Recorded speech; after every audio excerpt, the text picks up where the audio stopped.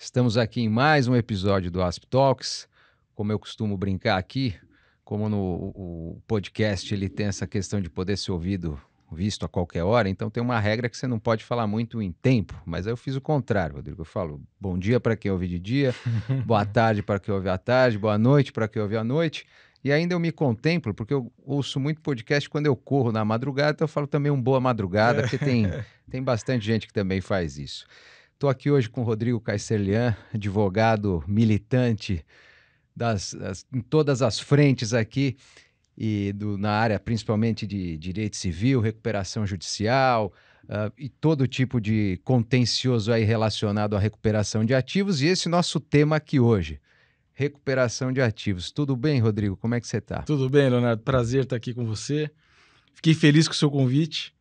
Aí eu até comentei com você, né? O Leonardo, além de um grande advogado, se mostrou um excelente apresentador com uma grande presença de palco. Pô, muito obrigado. Parabéns. O seu o podcast da ASP está realmente excelente. Agradeço muito, aproveito aqui para agradecer a equipe, porque obviamente o elogio a mim é só porque você é meu amigo há bastante tempo. Enfim.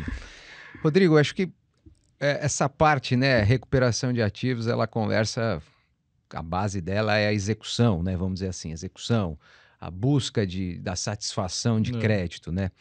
E você que é um advogado que tem mais ou menos o mesmo tempo que eu aí de atuação, a gente é daquela época que o processo de execução, vamos dizer, ele não tinha pré-Código Civil antigo, então você tinha primeiro juros a 0,5%, então você tinha um incentivo para o devedor, aí depois você tinha a questão de ter que citar na execução de título judicial, aí a gente passa, né? Então a gente já via naquela época, estou falando pré-2 e 6, né? Porque em 2 e 5, 2 e 6 tem aquela primeira reforma, a gente tinha aquela velha questão de, poxa, era o caso clássico, ganhar mas não levar, a dificuldade.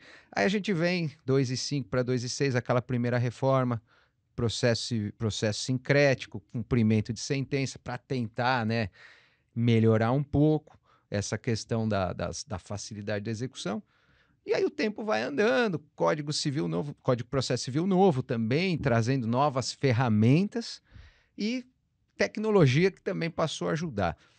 Mas a gente até hoje continua, todo mundo dizendo que no Brasil a gente tem um gargalo que é justamente a satisfação do crédito. Queria que você contasse um pouco essa evolução, se você vê que houve uma melhora e o que a gente, esse panorama atual aí, como é que você vê isso?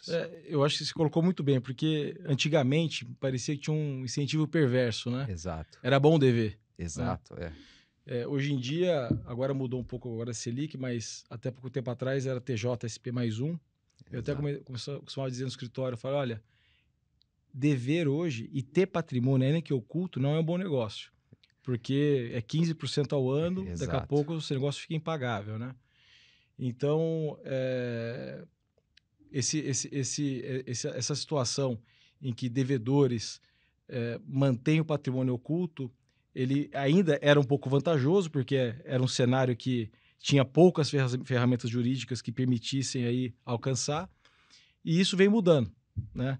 Eu acho que teve uma grande alteração em nível mundial, quando teve o ataque às Torres Gêmeas. Sim. Eu acho que a questão de lavagem de dinheiro, ocultação, que no final do dia, o que se entendeu é que ocultar recurso, lavar recurso, no final pode acontecer de acabar propiciando, incentivar a criminalidade. Então, houve um movimento mundial de buscar reparar o errado. Então, ferramentas jurídicas, medidas judiciais, e o Brasil acompanhou isso muito bem, com precedentes judiciais que permitem você desvendar e alcançar a plataforma de blindagem. Até avançando um pouco, porque o devedor, na verdade, quando ele é uma dívida engendrada, onde ele se prepara para isso, por óbvio que você não vai encontrar o patrimônio que a gente costuma chamar de superfície. Na primeira camada. Na primeira camada, isso não vai acontecer. Então, quando você entra com a execução, você pode até ter tido um processo de conhecimento muito bonito, ter uma bela sentença, né? Baita sentença bonita, sustentou no tribunal, confirmou no STJ, e aí, quando você vai para a execução, solta lá as ordens de bloqueio, não encontra nada. Isso é a primeira camada. Então, o que eu acho que teve uma evolução do tempo para cá é esse olhar que os operadores do direito, o judiciário acompanhando também isso, passou a identificar como detalhar essa questão de alcançar os ativos desviados. E isso dando efetividade. E aí o que acontece? As pessoas, voltando daquele assunto do incentivo perverso lá de trás, que hoje é 15% ao ano, Exato. né? Então, já não é tão legal dever, porque a conta chega. Claro. Então, a gente acabou, eu acho que, melhorando o sistema. Porque quem tem patrimônio e ocultou, mas sabe que hoje existem ferramentas que podem buscar, acho que ele falou, acho que é melhor endereçar minha dívida primeiro, acalmar isso aí, porque lá na frente a conta pode ficar impagável. E os ativos que eu ocultei e transferi, talvez nem seja o bastante para pagar o tamanho do pepino. Mas você vendo assim, vamos pensar nessas. Você acha que é uma. Eu acho que a gente pode ter esses 3 elementos, né? Se você pensar. A gente tem a questão da taxa de juros, que é base aí, que você está falando, custo de dívida, Um carrego né? pesado. Carrego forte. 2, a gente teve uma evolução do sistema legal, né? Sim. Porque se a gente pensar, falamos daquela primeira reforma do CPC 73, que é 2,5, 2,6, que já traz uma melhoria, pelo menos na questão de citação, que já era um problema, você não conseguia citar o cara na execução. Sim. E vem um CPC de 15 que traz outras ferramentas, até meios mais heterodoxos até, né? Questões essa que a gente começou a ter essas discussões, passaporte, cartão de crédito podendo ser bloqueados, etc, né? E aí, eu acho que a terceira linha seria a tecnologia, né? Que o acesso à informação ficou maior. Você acha que o elemento custo da dívida é o principal? Ou você acha que esses 3 realmente andam juntos nessa configuração? Eu acho que anda junto, porque só o custo da dívida, se você não tiver a ferramenta para alcançar, não significa nada, Exato. né? Porque para o credor também, se ele tem uma dívida aumentando, mas não tem como receber, na verdade, a gente viu muito isso aqui no Brasil. Vamos falar um pouco de processo de falência, né? Onde os então controladores da empresa que quebrou, mantendo o padrão de vida assim, da mesma forma, usando o jato próprio, aquela questão, e os credores não enxergando como é que isso funcionava e nada acontecia. Exato. E aí acontecia que, no final do dia, essa falência era encerrada por ausência de ativos, ou alguém vinha, comprava credor por centavo, e era um cenário de caos, né? Claro. Então, eu acho que o que mudou realmente primeiro, acho que houve um incentivo positivo de falar, olha, não é bom dever, acho que isso aqui, essa conta fica pesada, e de outro lado, as ferramentas disponíveis, né? Aí não só a pressão de passaporte, esse tipo de discussão que tem, Claro. mas realmente é a possibilidade de você coletar informações, nos mais das vezes, em algumas situações, de forma protegida, claro, sempre acompanhado pelo Ministério Público e tal, mas medidas que permitem que realmente você possa rastrear, Exato. que você possa identificar, que possa trazer um resultado. Então, eu até estava ontem participando do seminário da ASP, e eu estava conversando que quando a gente está falando de dívida, né, de um rastreamento, você já chegou atrasado, né? Você já chegou numa situação exato. que o caos já foi instalado. Exato. E se essa dívida, ou seja, na insolvência, ou numa dívida singular, aí, se ela foi preparada, né, se ela foi uma coisa engendrada, que não, às vezes não é um cara que errou, que tentou acertar e errou e está devendo, pode acontecer de ter sido uma dívida preparada, aí então que fica muito mais difícil você identificar os indicativos de fraude. Então, se você não tem um ambiente protegido, né, para realmente dar efetividade ao rastreamento, não importa o carrego da dívida, o que for, que não vai ter solução, né? Exato. Então, eu acho que isso tem encaminhado muito bem aqui no Brasil. Inclusive, a gente tem 4 precedentes brasileiros que já estão no livro de melhores práticas das Nações Unidas, lançado pelo Banco Mundial, só com o precedente de viabilizar o rastreamento, dar efetividade para o rastreamento.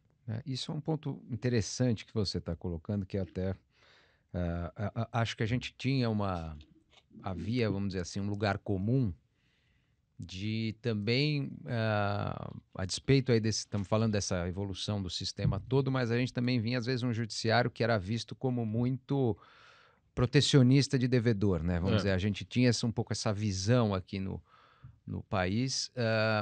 Como você vê que hoje tem uma maturidade maior das autoridades nesse sentido?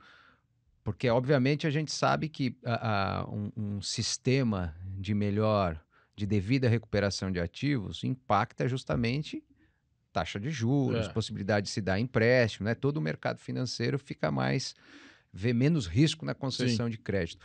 Você vê que está havendo essa maior maturidade das autoridades? Eu vejo, e aí uma coisa que eu tenho percebido, por óbvio, né, que a magistratura brasileira, ela sempre foi muito preocupada em combater a fraude.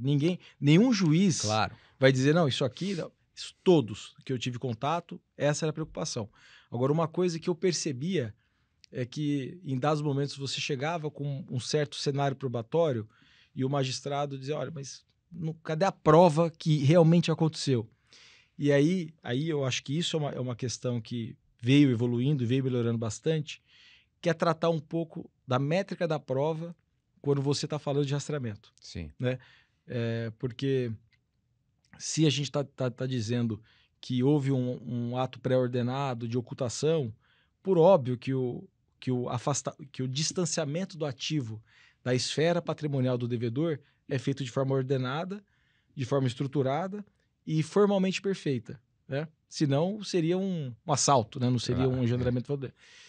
E quando a gente faz essa investigação, essa coleta de documento para entender o todo, você nunca vai encontrar um documento dizendo assim, olha, esse documento na verdade é para fraudar terceiro. Não vai. E também, vamos dizer, é minoritário aquelas situações, né? O cara tá devendo e doa para o filho, né? Que é o Não, caso clássico, né? Enfim. Então, essa construção diz, olha, nós estamos aqui, quando a gente está tratando do IDPJ, né, de uma responsabilização e tal, a gente está dentro, primeiro, a gente não quer prender ninguém, então não é questão de direito penal, Exato. não é clear cut evidence que o pessoal fala, né, prova cabal. Eu quero só recuperar o recurso. Então, a métrica é preponderância de evidência, 50% mais um. Uhum. Então, essa discussão de falar, olha, existe esse indicativo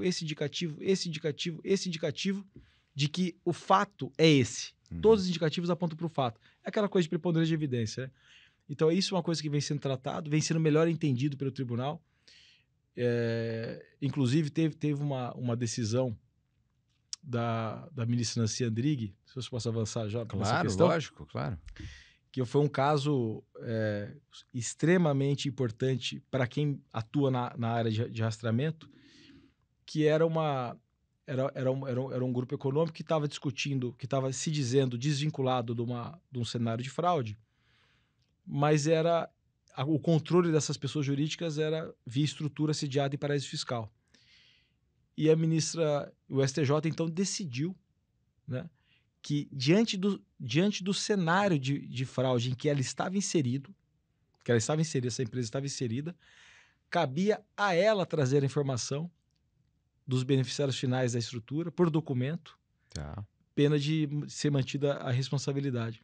Então, aquela coisa, a ministra falou assim, olha, realmente, esse cenário aqui no Brasil, você está inserido por indicativos dentro dessa fraude. Você está dizendo que não tem vinculação. Então, já que você está alocado no Centro Financeiro Internacional, fora do Brasil, distante, você então que traga os documentos. Então, por preponderância de evidência, ela já estava responsabilizada pelo Tribunal de São Paulo. Sim. Tentou se desvincular e o STJ deu essa decisão firmando o entendimento.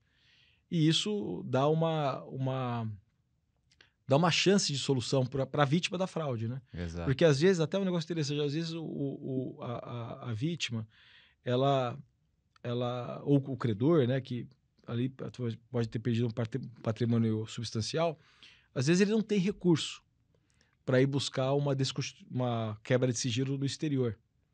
Então esse precedente, inclusive, eu brinco que é uma técnica de jiu-jitsu. É o menor esforço com o maior estrago, Maior né? estrago, é. Ela permite essa inversão. Porque isso que você coloca é fato, né? Muitas vezes você tem esse problema do recurso, inclusive, né? Acho que até com o tempo isso se reduziu, mas quando a gente até volta um pouco no tempo, era praticamente impossível para uma parte sem recursos financeiros fazer esse rastreamento no exterior, Não, né? é Você mexer a realmente máquina, e quando a gente até lida com jurisdições que a justiça é mais cara que a nossa, né? muito mais cara. Pois é, né? Muito mais cara. Você vê, n- não é raro se você se envolver num litígio um pouco mais, com uma temperatura um pouco mais alta, em Nova York, por exemplo, você ter lá time sheet de $200 mil, Ah, que hoje que é R$ 1 milhão. É um negócio que, se você entrar na jurisdição para discutir, tem que estar muito bem preparado. advogado sabe cobrar melhor lá, né? Você sabe que É o é sistema, outro né? É outro sistema. sistema. Aqui, ó, acho que a gente acaba às vezes calibrando um pouco mais no resultado. Exato. Outros, culturalmente aqui, acho que a hora trabalhada não é tão bem aceita quanto o sucesso, né? Exatamente. Para o contencioso. É. Lá fora não, lá fora é a hora trabalhada. Eu lembro que eu tive uma discussão nas Ilhas Caimã, e um cliente nosso estava sendo um AJ, né? Estava sendo processado por 200 milhões de dólares. Uau. Isso foi um contra-ataque de uma investigação, Tá. e nós contratamos um Queen's Counsel, hoje é King's Counsel, né? Que seria o advogado da rainha Da na rainha, época sim. de Londres. E a gente levou o cara para fazer a defesa desse administrador judicial na Ilhas Caimã, porque foi lá que a gente coletou os documentos, e depois da coleta, quem teve os documentos coletados se sentiu ofendido e quis responsabilizar o administrador judicial. Eu lembro que se estendeu a audiência e não tinha mais voo saindo da ilha. Foi mais barato a gente alugar um Citation para tirar o cara da ilha e levar para Miami, para onde ele ia depois, Sei. do que pagar mais uma diária pro Uma rapaz. diária dele. É. O advogado rei, aí o conselho aí é complicado. Ai, ai.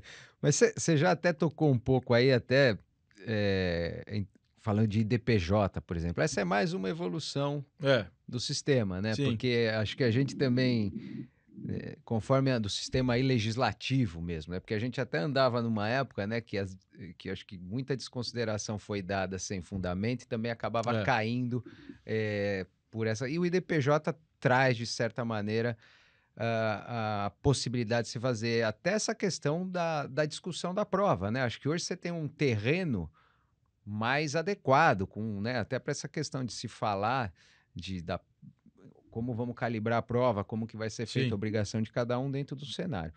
Mas até ia te perguntar, porque hoje a gente teve duas situações, e é uma que tangencia, obviamente, o direito do advogado, que é a É. questão da fixação de honorários, que, por um lado, a gente, olhando pela classe, é importante, mas acho que, por outro lado, trouxe se a gente vai fazer uma análise de sistema, traz um complicador para você tomar risco, né?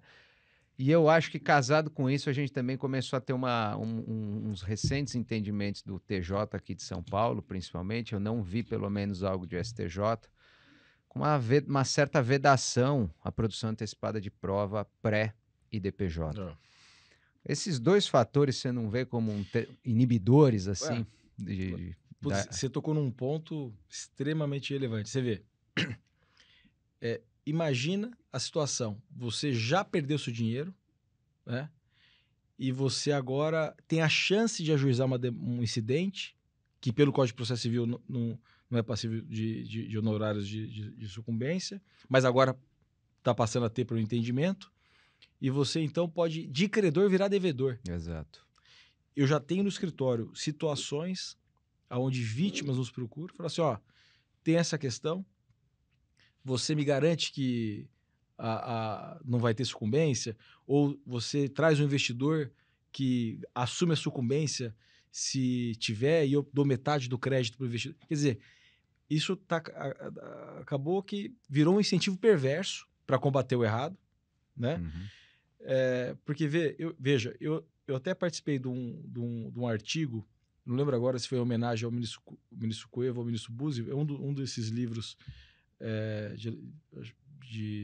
do STJ, e eu tratei sobre essa questão. Porque, olha, você não consegue, voltando àquela questão da métrica da prova, né? Você não consegue ajuizar um IDPJ tendo a prova absoluta Sem dúvida. que houve engendramento. Não Sem tem, dúvida. né?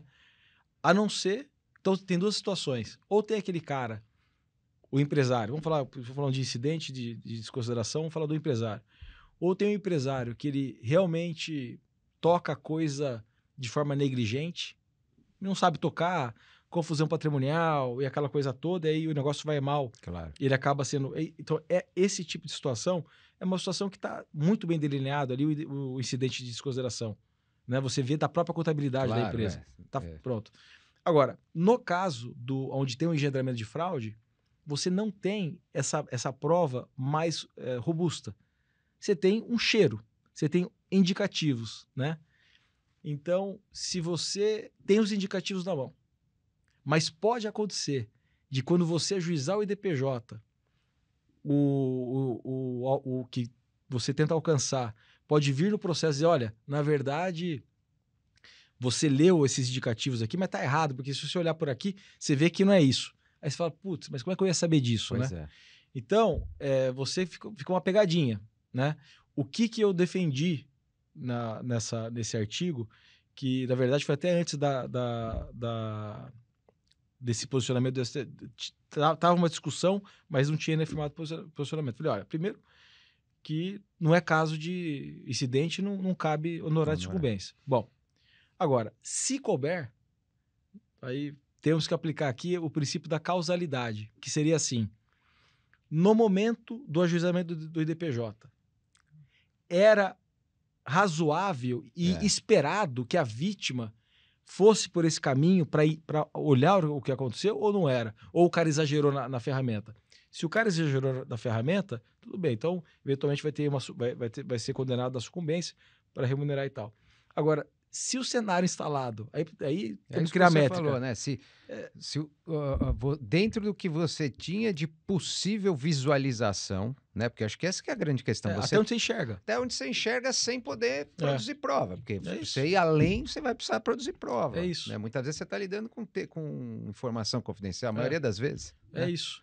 Então, e aí uma outra coisa também, olha, se for ter também honorários no IDPJ, porque o alcançado vai ter que contratar um colega para tocar, por que não, então, ter os honorários também para o advogado que está promovendo o IDPJ? Porque pode não ser o mesmo advogado da execução ou da ação de cobrança. É uma nova medida. Uma nova medida. Então, assim, eu acho que é uma coisa que a gente tem que debater um pouco mais, porque no final do dia, eu acho que a intenção de todo mundo, né, não é piorar o sistema, é melhorar. É melhorar. Não, e quando você fala, né, acho que muitas vezes até por essa certa opacidade, né, que a gente tem na informação, né, pré-produção de prova, Sim. Muitas vezes você tem que pôr muita gente, né, pessoas físicas e jurídicas no polo passivo, e que uma ou outra pode realmente ser ilegítima. Então, mesmo você levando, você vai ter custo. Vai ter problema. Né? Vai ter então, problema. E aí, para mim, teve esse casamento um pouco perverso, que eu particularmente discordo desse entendimento, de você não poder fazer produção antecipada de prova para IDPJ. Porque aí seria o jeito. Sim. Obviamente, como você está bem colocando, há situações que, evidentemente, a gente vê a produção antecipada de prova sendo utilizada de forma abusiva, como uma litigância predatória, né? Para realmente criar litígio e tentar forçar acordo. Mas aí também cabe ao juiz, ainda que a gente fala aquele entendimento que também passou a ser temperado, de não permitir contraditório. Passa-se a ouvir, passa-se a permitir o contraditório. Né? Se fixe sucumbência, como se começou a fazer agora numa PAP, de forma razoável. Acho que isso que é importante. Ela não pode ter o valor da causa do suposto crédito que você está correndo. Senão você vai travando o sistema, né? Mas também tem outra coisa, né? O pessoal fala, mas pode ser um litígio indevido e tal. Mas o código também prevê lá a litigância de má-fé. Você pode apenar, né? Exato. E deveria apenar. o colega que exagerou, ou a parte que exagerou e tal. Ou se permitir, porque também você vê, a jurisprudência é muito, talvez com a proposta aí de mudança do código agora está se mexendo um pouco, mas você vê a jurisprudência também é muito conservadora na hora de que você pede indenização para quando você é indevidamente acionado. Sim, né? sim. Então fizesse essa construção, mas vetar aqui é complicado. É complicado. Né? Mas você sabe que essa sua preocupação é minha preocupação também, de calibrar as ferramentas, tanto que quando a gente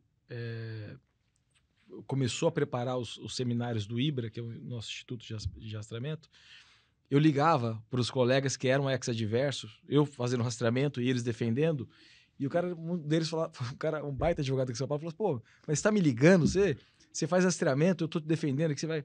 Eu falei, não, peraí, você tem um interesse em que eu não abuse da ferramenta para rastrear, né? Claro. Né? E eu também tenho interesse que eu consiga fazer tudo que eu consiga fazer sem abusar, porque se eu abusar, daqui a pouco vem uma onda contra a gente e acaba com o negócio. Exato. Então, é ruim para o negócio quando você tem pessoas exagerando, né? Então, a hora que está credor e devedor conversando, os patronos conversando e ajustando como é que a gente organiza esse jogo para a gente jogar bem, né? Caminhar. É o que você está falando. Você está falando de uma questão que é isso que é um pouco até a razão de ser de uma conversa aqui que nem essa nossa. A gente está pensando no sistema, né? Sim. Como a gente melhora o sistema. Esse nosso começo de conversa é uma ideia de sempre melhorar o sistema, porque nós aqui somos operadores do direito dentro do sistema, né? Então a gente até... aí muito importante, acho que aqui o nosso podcast tem esse enfoque para também muito advogado jovem, né? É lembrar da nossa obrigação aqui como advogado, né? Exatamente. Nós somos, a hora que a gente quer exigir, fala em prerrogativas, a gente tem o outro lado, que é a nossa responsabilidade. A gente está aqui para construir o sistema também, né? Exato.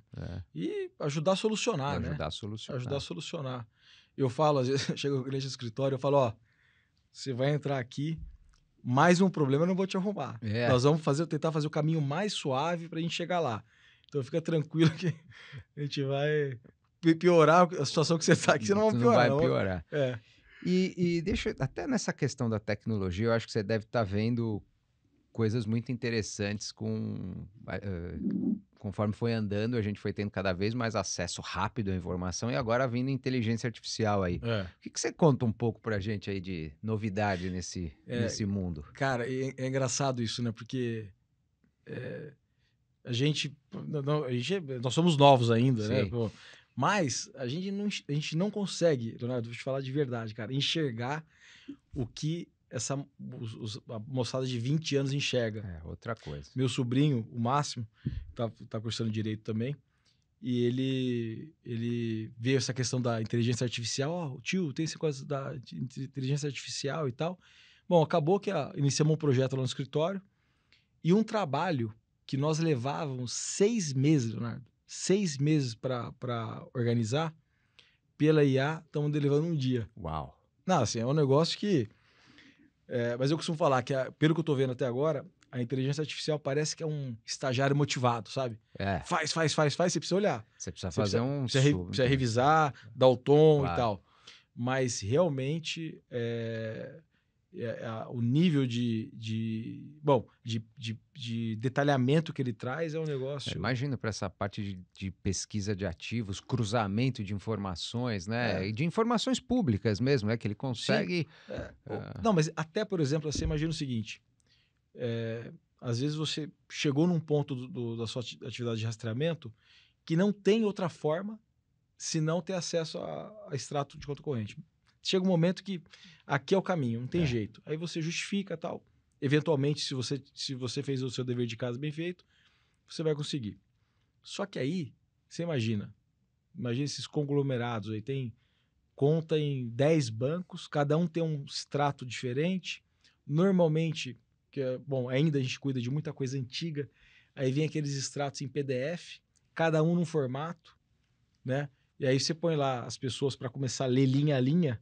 Você imagina o tempo que leva isso? E isso que a IA resolve. A hora que você explica para ela como é que são os formatos de cada extrato, você joga lá dentro, ela te gospe de volta.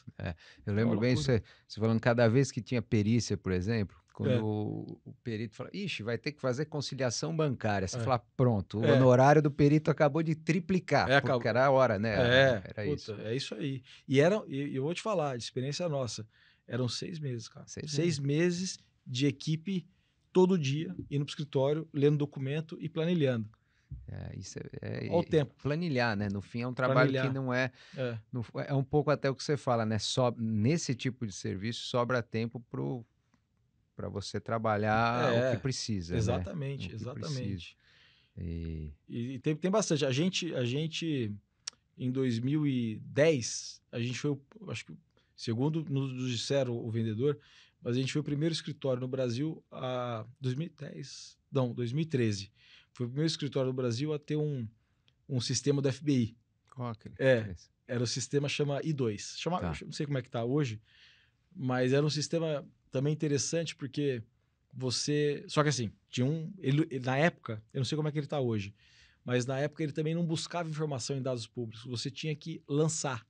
Tá. Então, casos que a gente tinha que identificar vinculação, pegava lá todas as procurações existentes, todas as atas de reunião, alterações de contrato, tudo que você tinha de informação objetiva, tudo.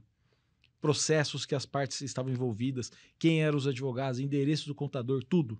Sem nenhum grau de subjetividade. Você colocava no sistema e às vezes demorava meses fazendo isso, mas tudo. E aí não podia desprezar nada, porque às vezes tem um ponto ali pontinho, que... Aí você apertava um botão e falava, quero ver a vinculação. Aí saía uma aranha mostrando a vinculação exata, né? Tá. Hoje tem sistemas que você coloca lá, ele já vai busca, ele já insere o já dado. traz, É já isso, traz. É isso. Ver que mesmo em sistema como andou, né? Muito. Muito. E nessa parte aí, como que vocês estão trabalhando com criptoativos, assim, para essa busca? O criptoativo, ele tem uma nuvem, né? Das pessoas ainda enxergarem que ele não é rastreável, né? E é rastreável, né? Ele é rastreável. O que dificulta a apreensão do criptoativo é quando ele sai do sistema e vai para uma carteira gelada, que o pessoal chama de cold wallet, né? Tá.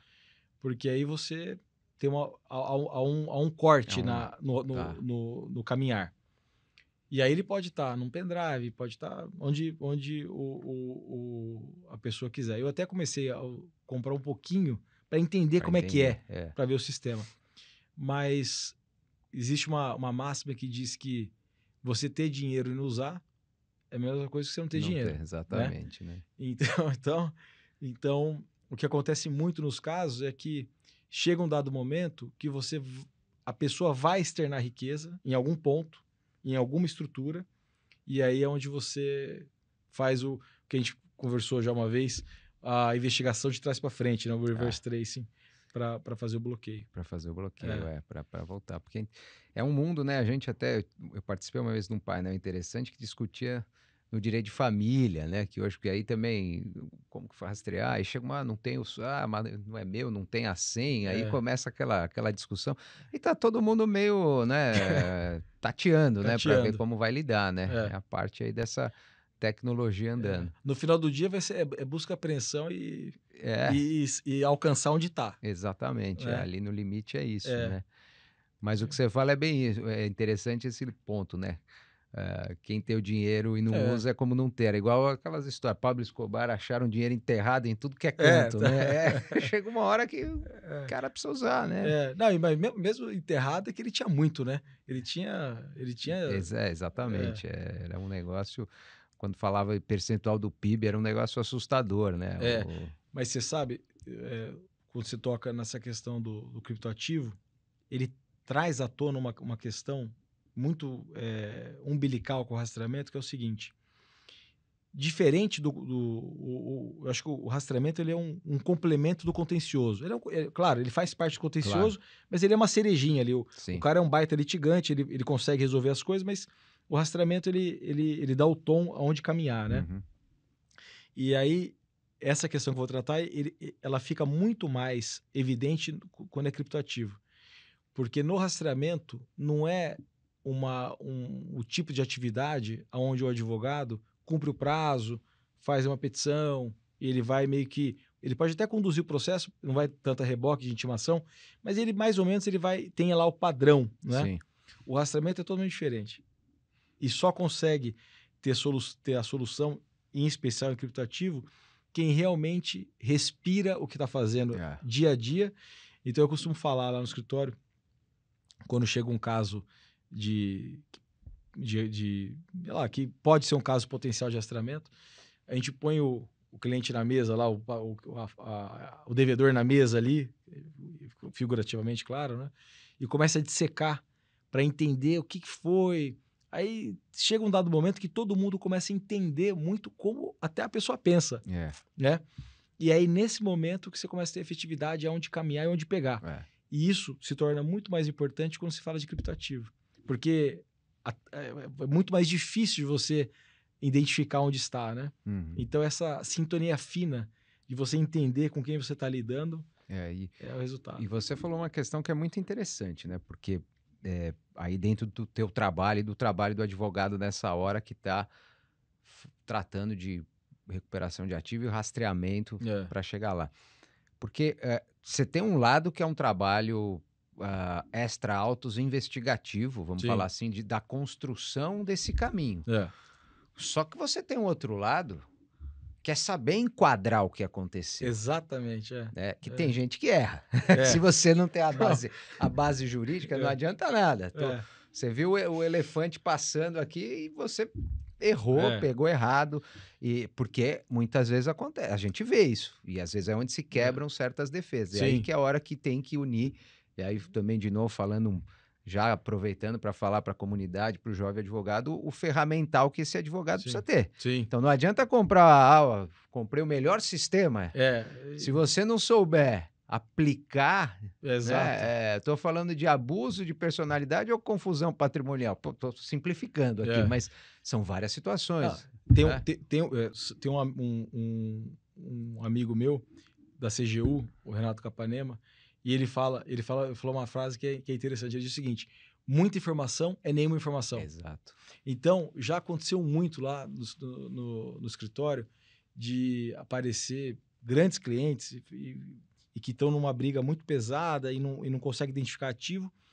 E normalmente eles me trazem dossiês que foram preparados, baita dossiês, tem muita informação, só que não está costurado. Então, ninguém sabe o que fazer com isso. Então, tem aquele calhamaço de informação. E aí? Como é que a gente faz, né? Então, o que eu costumo adotar com a equipe, eu acho que funciona, é assim: falar, olha, a gente vai fazer igual ao exército. A gente vai andar devagarzinho, é 1% por dia, mas a gente não vai para trás. É isso. Então, não tem pressa. E eu falo também para todo mundo, falo, gente, no final do dia, quando a gente vai lançar as medidas, né, que no final do dia o que vai acontecer vai ser o IDPJ, que vai alcançar um filho, vai alcançar um terceiro, né? E é uma medida invasiva. Claro. Né? Então, a gente tem uma régua lá. Fala, olha, você vai fazer o seguinte exercício.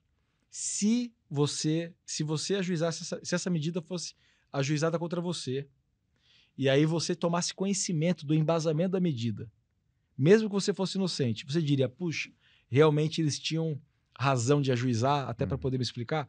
Se você passar nessa métrica, a gente vai ajuizar. Então, a gente vai devagarzinho, vamos coletando informação e sempre se colocando do lado de lá, né? Porque a gente também não quer errar, a gente quer acertar. E você vê, ficou mais importante ainda acertar diante desses novos entendimentos que a gente comentou, né? Agora ficou imprescindível, agora ficou imprescindível. Mas eu imagino, é muito importante essa fundamentação, né? Porque a gente, acho que até tendo um paralelo com construção, que acho que se a gente pegar na seara do direito, quem iniciou me corrija se eu estiver errado, mas acho que quem iniciou muito essa aplicação mais sofisticada, discutindo paraísos fiscais, grandes estruturas, né?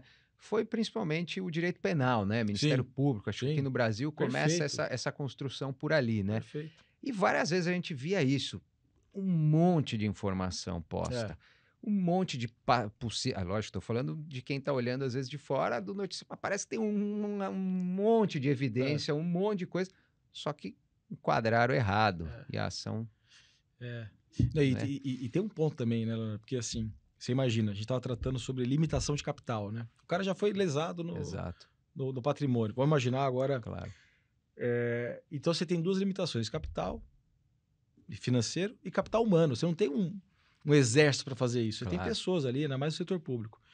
Então, quando você coleta toda essa informação, você vai falar, pô, para qual caminho eu vou, né? Para qual jurisdição que eu vou atacar? Ou qual núcleo que eu vou avançar? Então, esse tipo de decisão é uma decisão que você pode matar o caso. Claro.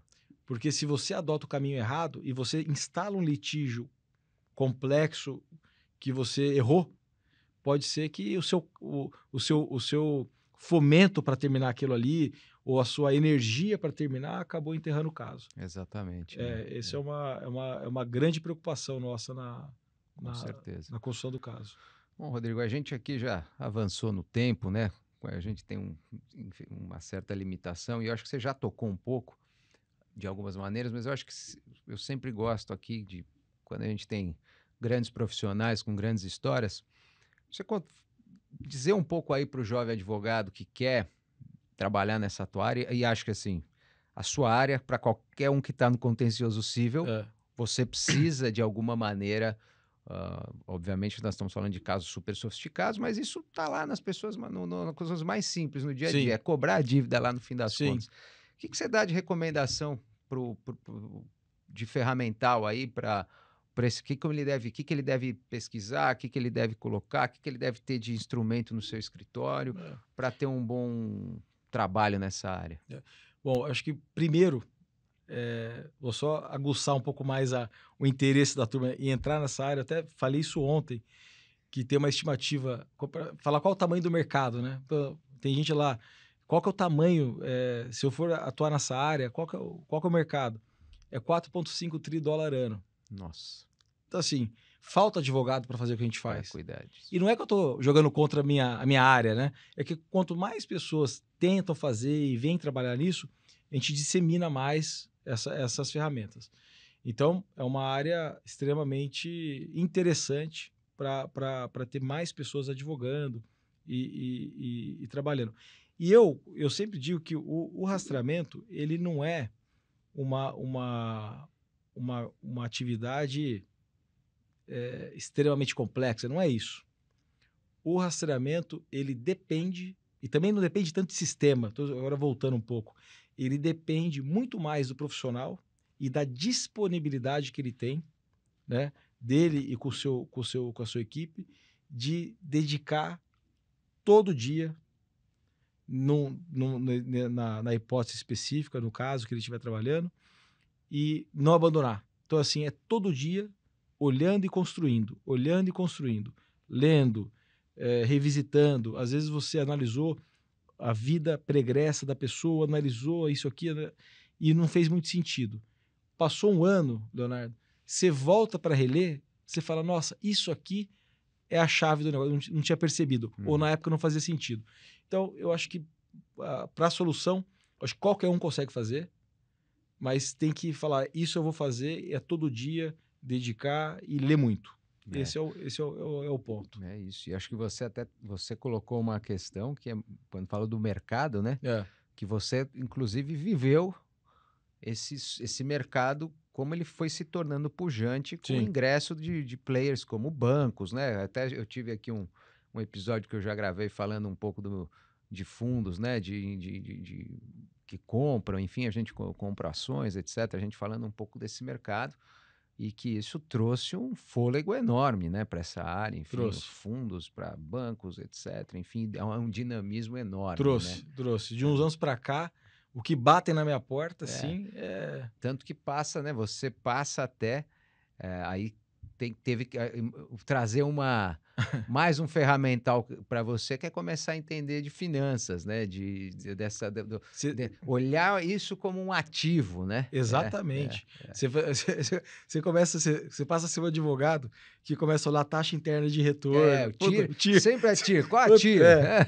E aí eu lembro, só para você querer alongar, mas eu lembro que no começo os investidores falavam assim, a TIR tem que ser 30%. Eu falei, esse cara tá louco? É. 30%. Aí você começa a entender, realmente, pô, se o cara deixar na Selic, ele ganha 15% ao 15, ano, isso, tem que ser 30%, então você começa a entender o jogo. Né? E fora que, né, eu sempre brinco, né, que é a velha questão. O financista está acostumado a fazer aquelas modelagens, né? Mas ele não lembra daquela velha história da cabeça de juiz, né?